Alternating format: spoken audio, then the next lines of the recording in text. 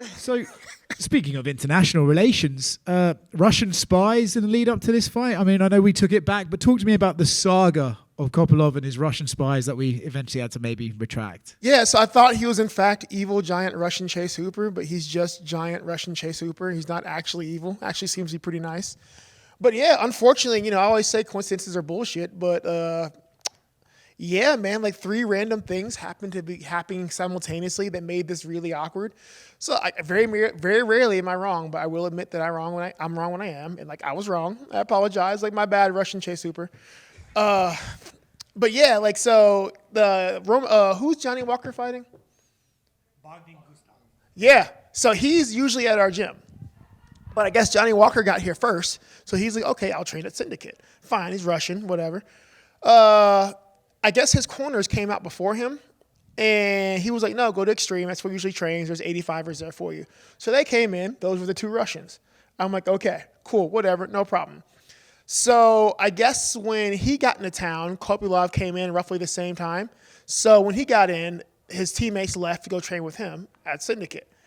And I didn't know that. I didn't know where his corners. So I'm just like, okay, Russians are gone, cool. And then like a day later, like, oh, Kopylov's in town. I'm like, oh, also cool, whatever. Like, no issue. I got no beef with him. And then over the holidays, I see people like, oh shit, you see this? It's them at the PI with Kopylov. And I'm like, what the fuck is going on? What is this about? Like, that's pretty weird. That's pretty scummy.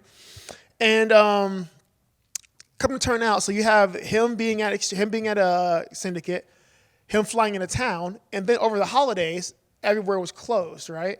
So Syndicate was closed too, and they're at Syndicate, so they went to the PI, both at the same gym but training separately. But they're like, there's nowhere to train, so with the PI, so it's awkward. My bad. Like I was like it's like fucking conspiracy theories over here. I'm like, well, who does this? I was shocked. Like who does? I didn't know we still did this. I thought this died years ago, so I was like, what is happening right now? It's very strange. So my bad. I was wrong. It happens. Because you saw him, right, and got to say to him, yeah. Was he kind of like, what? He speaks no English. So that went well. Like, so I'm talking to the guy Johnny's fighting. He explains it to me. I'm like, oh shit, that makes more sense. We kind of hashed out like what happened. So as we're doing that in the PI locker room, Kopylov happens to walk in. And I'm like, oh shit, Roman Kopylov. And I'm like, do you speak English? And he's like, no. So I'm like, okay, hold on. So I was trying to figure out what to say. I think it was one of the Nurmagomedovs was there. I think, who's this really small one? Umar? I think it was Umar, actually. He was like, I'll translate. I was like trying to talk to Kopylov. We're doing hand signals. Umar, it's like, I'll translate for you. It's fine. So, like, thanks. I believe it was Umar. Thanks to Umar, we figured out what happened. And I apologize. I'm like, my bad, man. Like, I'll clear it up. Like, I really am sorry. I just thought it was super fucking weird. He's like, no, everyone mad at me, brother. I'm not a bad guy. I was like, no, you're not evil Russian Chase Hooper. You're just Russian Chase Hooper. I'm sorry. I felt bad. I was like, fuck, my bad. In your career, have you ever, because we do hear those stories, right, of people sending guys, especially in boxing, you hear about spies and camps. Have you ever seen anything like that? Like at Extreme, it's a big gym, guys come through. Have you ever seen someone have been like, oh, yes. Yeah. Extreme's had a problem with this before to where, like, we've had to crack down on who the fuck's allowed in the gym when people, like really big fights in camp because some weird shit has gone down and, like, we're just like, okay, like, it's one of those things to where Extreme is one of the most awesome gyms. We have an open door policy. Like, like we want to train, come train. But we've had to kind of cut back on like who we allow in at what times because that shit does happen. So like you've seen it, but I was like, okay, whatever. But it's just shocking that it would happen to me. I guess I felt special. I was like, it wouldn't happen to me. I'm like, who does that? Like, yeah. So that's what caught me off guard. Is it good to be kickstarting a year off with a fight on the first event, or does it suck not to be able to celebrate Christmas and New Year's properly? Man, I have such a weird childhood that I don't really celebrate Christmas and New Year's anymore. Like, I learned a long time ago, like, nah, you don't do holidays. So I'm not a holiday person. So, like, the food aspect of it's been fine. Like, I've been dialed in. So after I hurt my hamstring, I really just started, like, honing in on my diet because I'm 37. I turned 37 after that fight. I still feel great, but like, man, your body kind of starts to change in weird ways. I still do great in the practice room, but I feel like shit when I go home. So I've really had to change my diet and be more aware of like, my recovery. And my girlfriend, the PI staff, the S&C staff, all that, the PTs, they've all really got me honing in on my recovery a lot more. So my diet's been clean for like 8 months. Like I've been like a clean diet for like 8 months now. It's been pretty crazy. I feel great. So the Christmas festivities and food and shit, I don't care about. Like New Year's, I don't really care about. I don't do anything. I don't like celebrating. I don't even celebrate my own birthday. So that's fine. I'm just glad I get to fight. Like 8 months off is one of those nightmare scenarios for me, especially 8 months off because you keep getting hurt. So I'm just happy to be able to fight. Like I didn't want to wait until like March or April to fight. I do hate fighting in the cold, but I was like, screw it. I'll be a big boy. I'll take care of it. Like I just wanted to fight. Yeah. And I know that you and Sean Strickland had a bit of a friendship divorce there, but it seems like you guys are back on the same page. Is that just down to brothers arguing and you guys kind of fall out and then make friends again over and over? Understand that I've known Sean Strickland longer than most people. I've known Sean, guys, going on like 10 years now. So it's always funny when like people are like, oh, forget, like, get over it. I'm like, you guys know the caricature of Sean. Like, all right, like I've been in this for like 10 years now. And there are times to where I've debated hitting him with a brick. Like I don't even say this. I'm like, bro, I'm going to hit you with a fucking brick. Like I don't care like where it goes. And like this time led to a fist fight as well. And we were like really about to throw down. And the entire gym is like, are you guys really doing this? And we're about to like actually throw down. And I'm like threatening to cripple him before he fights Dricus. Like I will fucking cripple you. And like so we get out of hand. But like I've known Sean for a long time. So we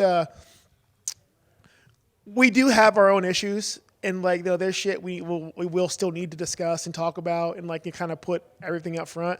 But right now, like this fight's important to me. Like I can't lose 2 in a row. Like I can't. Like I really can't. Especially after the last fights where I thought I had it. Like for my own mental well-being, like it's really hard to lose 2 in a row. So I need to focus on this. And he's going out there to fight for a UFC title and get his belt back. Like we don't have time to focus on like shit that's not conducive to the goal. One of my favorite sayings ever is singularity of purpose.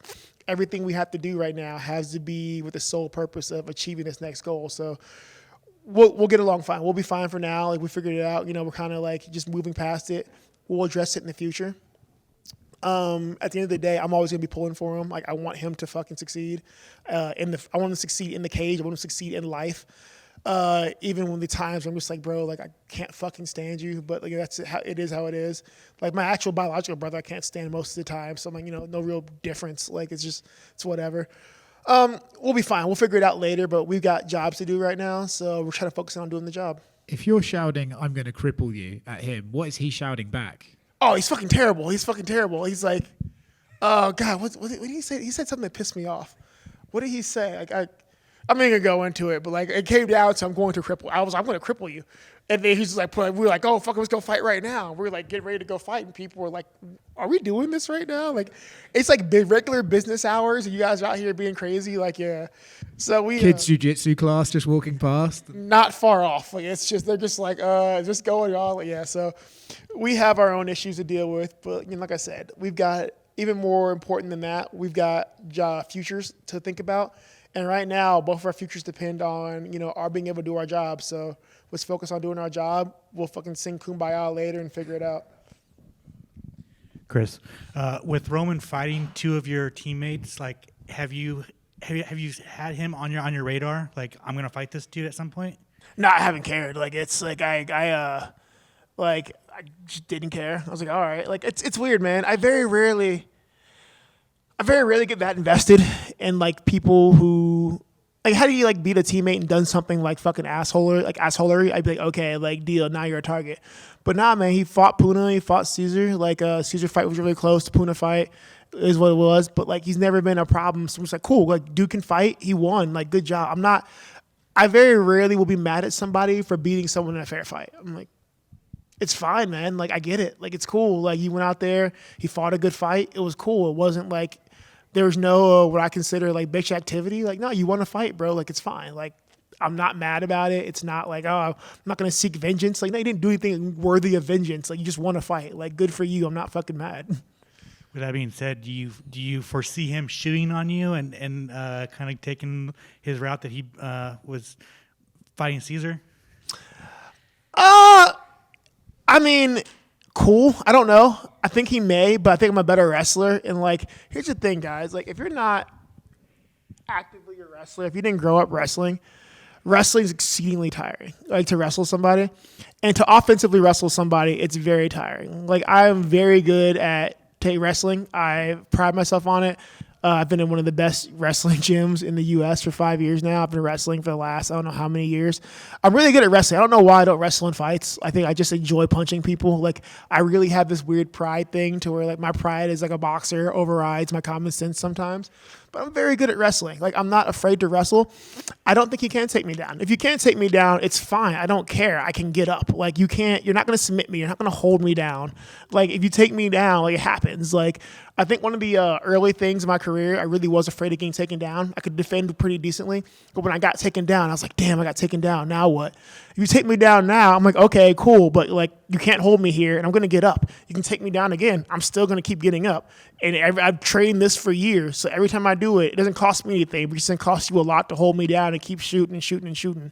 So if he tries to wrestle, I am unprofessional as hell. I apologize. Like my non-great ringtone there. But yeah, man, I just don't think it's going to be the effective game as well as Caesar. Caesar's a kickboxer. Like, obviously, he's been training MMA for a bit, but I've got a very different set of skills than Caesar. So if he wants to try, it's fine. But, I mean, I think it's a horrible idea. Obviously, you were asked a million times about Sean and DDP's first fight. Now that fight's over and now that they're fighting again, obviously you're going to be picking Sean. But how do you see that fight kind of playing out? Two coked out chimpanzees in a phone booth, man. Like that's the Dricus fight. Like I think honestly, that's just how Dricus fights. It's like what do you do? Like God, it's so funny because like everyone I know has ever always clowned on Dricus the way he fights. She's like, it's fucking wild. But you know what? God damn, it's effective. It's people always ask like, how is he doing this? And I tell people like, it's like trying to learn to tango, but your partner doesn't know the moves. So you're like, what's happening? You're like, he's just doing shit that's not on beat. He doesn't know the moves. He didn't read the manual. And that's how it's hard to fight Dricus. You don't really know what he's doing. So I just want to see this. Like as a fan of the sport, I am kind of like burnt out on the sport a lot. Like as a fighter, I love it. I love fighting. I don't really watch fights as much as I used to. But as a fan of the sport, even without my personal investment in it, I really just want to see this play out because it's such an awkward clash of two really awkward, probably the two most awkward people in the division fighting each other. So like, there's a lot to take away from that.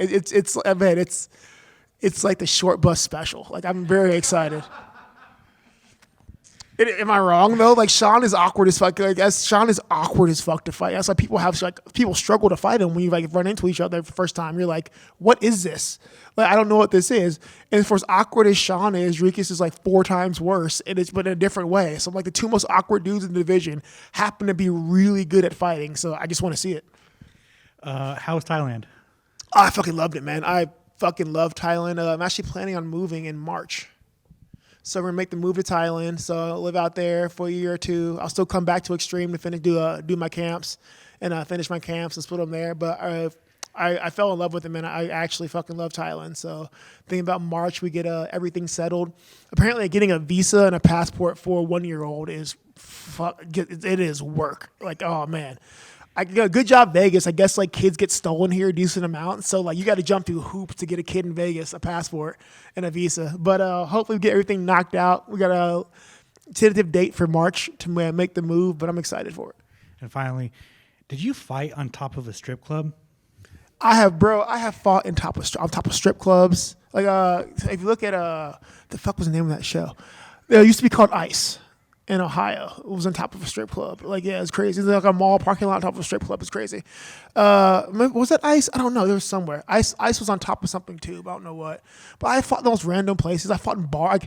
I remember when I was young, I fought in bars, and the cage was an actual chain link fence. Like the gray metal chain link with like PVC on the bottom and like foam pad. I'm like, oh shit, okay. I have fought in the most random places, like Sinaloa, Mexico. I was in like a silo. It was like a refurbished grain silo. I was like, what is this? But like, okay, cool, whatever. I have fought everywhere under the sun. Like some places to where I was like, I don't know how we're here. I don't know how you all have electricity here. I have fought in like barns in the middle of nowhere. Like I am a road warrior through and through, man. I am just clumsy as shit today. It's fine. I don't even care. I've been doing a lot of interviews today. I'm tired. I'm sorry, but yeah, I've been everywhere, man. It's just what I do, but it's fun. I got some weird scars and stories to tell, so it's fun. Over here, Chris. Where am I looking at? Sorry. Oh, there you are. I know you just said you're kind of burnt out on fighting. You don't really watch it anymore. It's been a little over 5 years, I think, since you left the PFL to come to the UFC. They've been in the news recently. They had some success on their last card, but it seems like after their acquisition of Bellator, there may be some drama over there. Are you paying attention to what's happening over there and other organizations like the GFL is supposedly going to be starting? And just your thoughts on what's going on with the PFL and other organizations trying to compete with the UFC, and if that's a good thing for the sport or a bad thing for the sport?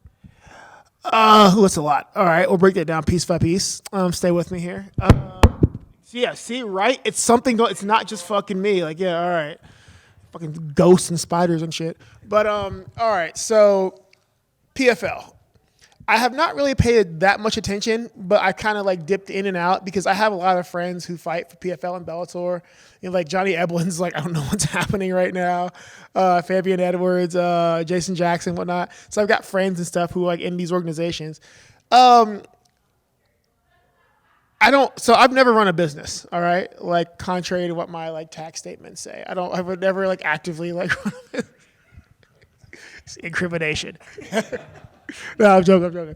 But I've never like run a business on that caliber, right? Like I've never, like there's something for being a business for yourself and then running a company that big.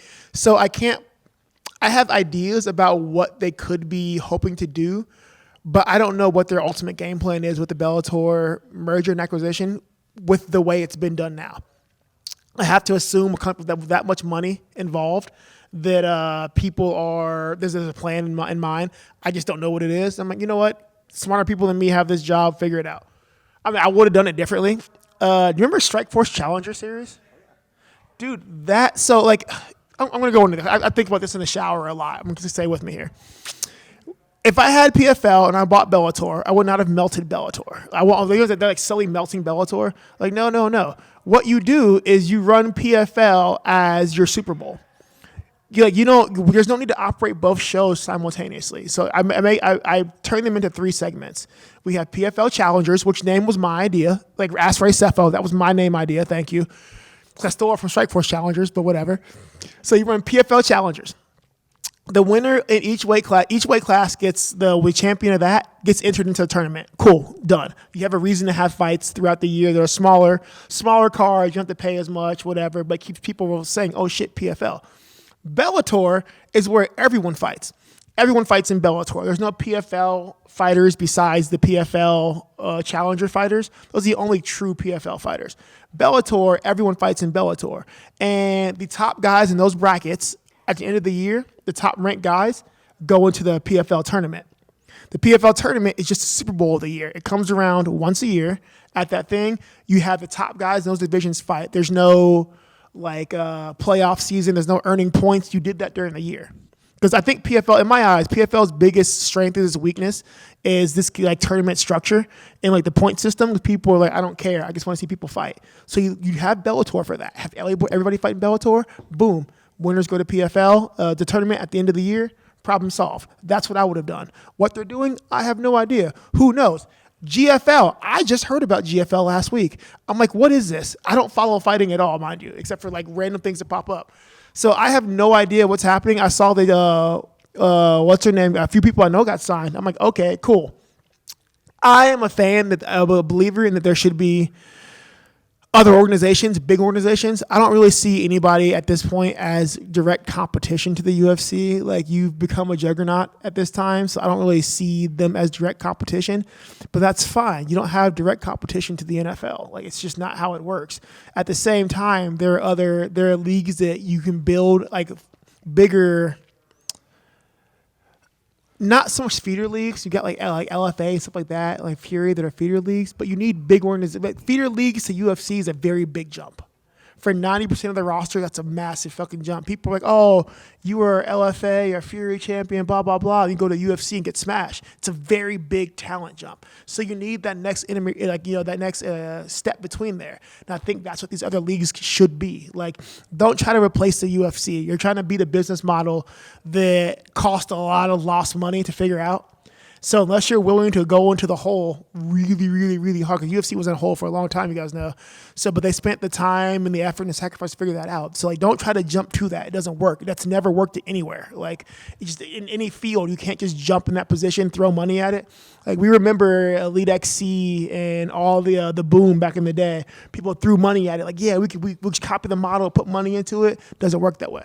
So I think those leagues will be great. They should serve a purpose. Just stop trying to be number one, because that's a losing venture at this point. Like, find a niche and make your money there, make your market there. And I think that's where it could be. That step between LFA and Fury and CS and UFC. Like, no, you need that level there. I think you undersold yourself as a businessman based on that response. I think you should maybe give Don Davis a call. I would spend everything on cocaine and strippers. Like, know thyself. Like, there's a reason why I don't have power. Like, I tell people, like, the universe knows me better than me. There's a reason why. If I was 6'1", like, people would be fucking miserable. I'd be a tyrant. But so I was made 5'10". Like, the universe knows me, and it keeps me in check. When you talk about the GFL, this one of the ideas that they're also trying, and I don't know the full details, but they're trying to do this 50-50 rev share. So you as a fighter, one, you want to have these other organizations, but you kind of probably want that organization to work, to maybe change the overall, I guess. Yeah. Work. So here's the thing: like, fighters advocating for getting paid less is ridiculous. I always want to be paid more, but at the same time, like 50-50 rev share for like. That's gonna be interesting to do. Well, I know other what's the NFL make? Like, what is their thing? There's like 51%, I think. Yeah, so that's when you have the issue becomes a 50-50 rep share means nothing when you make no money, and that's like, so 50% of nothing is still like 0. Nothing. Like, yeah, it's still nothing. So I understand and I support like that mentality, but you can't. A startup is not going to do that. What numbers is, like, realistically, I want GFL to succeed. I always think there should be more shows. I think it's better for everybody. But realistically, what numbers are they going to pull? Yeah. Like, it's going to be starting out. There's going to be, let's say they said they're around for 10 years. Those first 5 years, what are they going to make? Like, what are you giving 50% of? How much does PFL make, honestly? Like, they've got great backers, so like that's fine. But like, it's hard starting out, man. PFL is like having to grind through the hardships to get there, and they're starting to make headway finally. I think they said their last fight they made like a decent profit. They're turning headway. It took them a lot of time, a lot of effort. So you're gonna start out with fight one with 50% rep. It's just not realistic. Like, I fucking love the idea of it, like in theory, but in practice, I just don't see how that works until you're established. Unfortunately, in order to be established, what happens? You got to step on people. So it's like fighting's, I don't know the ins and outs of it, but I understand that it's got to be a cutthroat business, because until the profit margins are big and until they're like UFC profit margins, they're very fucking thin profit margins. Yeah. And I think we already hear like the PFL, I think next year their tournament is going to be 500,000 as opposed to $1 million. I could be quoting the wrong number. There's smarter reporters. Oh, is it so 500,000? That's even changing as well. Oh, inflation. Yeah, you guys wanted tariffs. Yeah. Look at that now. Like, yeah, fucking half. Yeah. Fuck yeah, right. That's right. I went there. All right. Well, speaking of funner things, when you watch film on this, did you besides studying Kopylov, did you also watch footage on Hooper for this one? Oh God, just giant chase. It's so funny because like I look at Kopylov and I'm like, okay, be mad at him. I'm like, man, Chase Hooper got big. And it's just weird. But it's funny, man. It's like he's like Chase Hooper's final form, and it's terrifying. Like, yeah, like, all right. So honestly, like, we should. I want Chase Hooper monitored, because I've never seen him and Kopylov in the same place at the same time. So how do I know that Chase Hooper's real? How do I know that Roman Kopylov? Like, which one is like Batman? Which one is the real person? Which one is the mask? Oh God, no, he's man. You know what? Roman is actually the final form, because like there is Ben Askren in there, or maybe Ben. I don't know, man. It's fucking weird. Like I've never seen them all together, so I've got questions. You mentioned a little bit about the health and how you're recovering. You know, you had the hamstring after the fight, and then you broke the foot, I believe. How has the process been healing and waiting to try to really get back in there? And are you feeling 100% going into this? Yeah, man, it's been nice. Big part of the process, apparently. I tore my hamstring. I started eating a shit ton of red meat. Like I was eating like 2 pounds of red meat a day, and apparently that does wonders for your recovery. Like I was supposed to, they say probably 6 months, 6 to 8 months of like recovery for the hamstring. I was cleared to fight in 4. So one of my greatest things in life about me is that I heal really fast. Like I should have been killed a few times in my life to kind of pull through. I'm very lucky, and I heal from injury really fast. The PI thinks it's hilarious. They're just like, I told them I heal fast. And over the years, they're like, yeah, you really do heal faster than normal. So I feel good going into it, especially now that I've had to spend a lot more time focused on like the way I recover. I skipped recovery my entire career. I just didn't believe in it. I was like, no, be a man.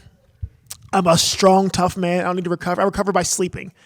And that's great in your 20s. Even in your early 30s, that's great. But like once you hit 35, shit starts getting weird to where you're like, all right, like, you know. And now I feel, it's weird. I feel great in training. I can fight people. I can beat up people in their 20s. You know, you got guys, you know, top 15 fighters I can fucking go toe-to-toe with and feel great. But I sleep. If I go to bed and I sleep wrong in a weird position, I wake up crippled for a day. Yeah. So like it's very strange. So like luckily as a fighter, my body's held up really well, and I'm grateful for that. But like my quality of life has gone up since I started, you know, taking better care of myself. My diet's been perfect. I've gotten on my supplementation. My nutrition's been great. You know, I ice bath now, which I fucking hate. I do saunas, which I hate. You know, I do hot tubs, which I hate slightly less, but still hate. I do the cryotherapy. I do red light. I do stretching and yoga and all this stuff. So I've had to definitely reinvest time into my body. But this is probably the first time in 2 years to where I walk around without. Everybody says before I walked like petrified wood, and it was a running joke in the gym. They're like, you walk in, you move like you're 70. I get on the mat and I'm fine, but like outside of those moments of training, I move like I'm 70. And this is the first time in probably like the last 2-3 years to where I walk around on and off the mat feeling good, and I think that translates to better performance, honestly, to where, you know, like. My shoulders are looser. I got back to punching easier. Like for a long time, my shoulders were really tight. I had like a weird impingement in my one of my shoulders that made it hard to throw punches and throw certain punches. Like I couldn't really right hook that well because it hurt me. It hurt me a lot actually to throw a right hook. It hurt really bad, and like that's gone now.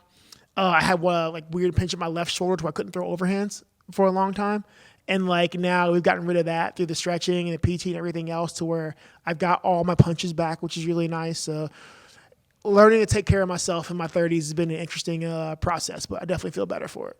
And I know I was doing some filming at Extreme when you were in your healing process, and I saw you taking part of the training of the other fighters. You know, was that something that was beneficial for you as well, or is it just a matter of Extreme and fighting so much in your life that even when you're injured, you could stay at home, but you instead wanted to give back and train? And did that help you to keep your mind right, and did it help you as a fighter to be there helping to coach? Most definitely, man. Like I am a fighter who enjoys fighting. I always say most fighters don't enjoy fighting at all. Like people enjoy competing, people enjoy winning, but I enjoy fighting. I enjoy the fight. I enjoy the training. Like I like the act of like just fighting.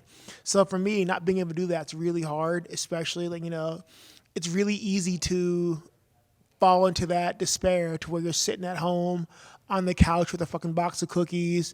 You know, you start ordering Uber Eats, which is like the freaking worst thing we've invented as a civilization. One of our biggest like markers for our downfall will be the invention of Uber Eats. Like we should never have done this. We've given too much power to like the worst things.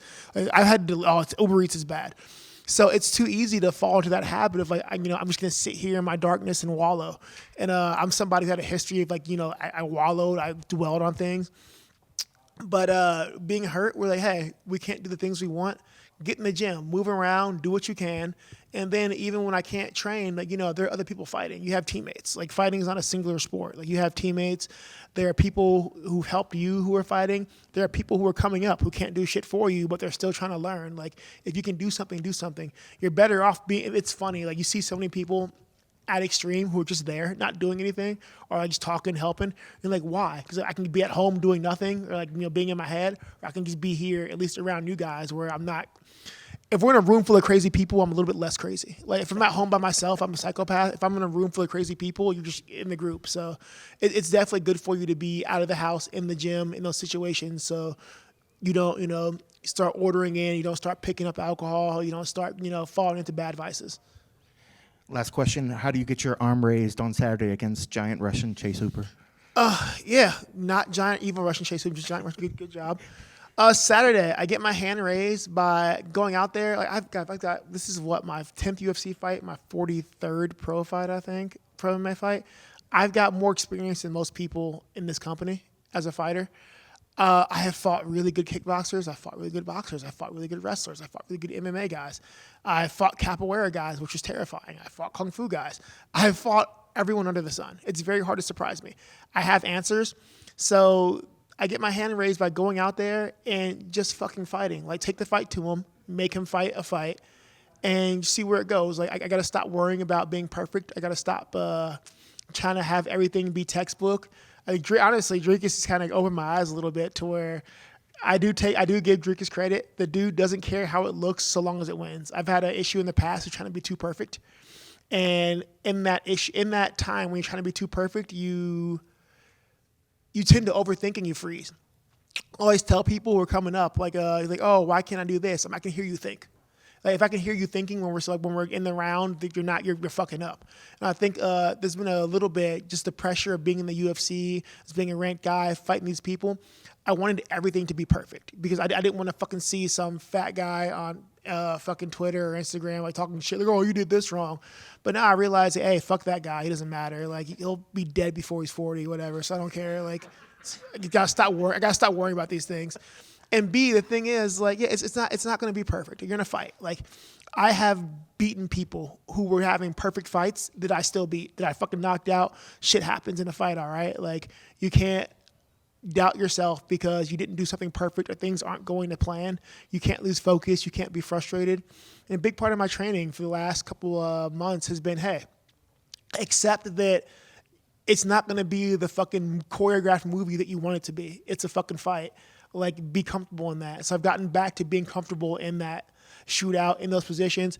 There's been a lot of times the fights don't go your way, things are going bad. It's fine. That's just part of the fight. It's not over till it's over, as cliche as it sounds. So, go out there and fight to the last bell. And I think if I go out there, I fight every moment to the last bell, I win this fight. Awesome. Best of luck on Saturday. Thanks, guys. All right.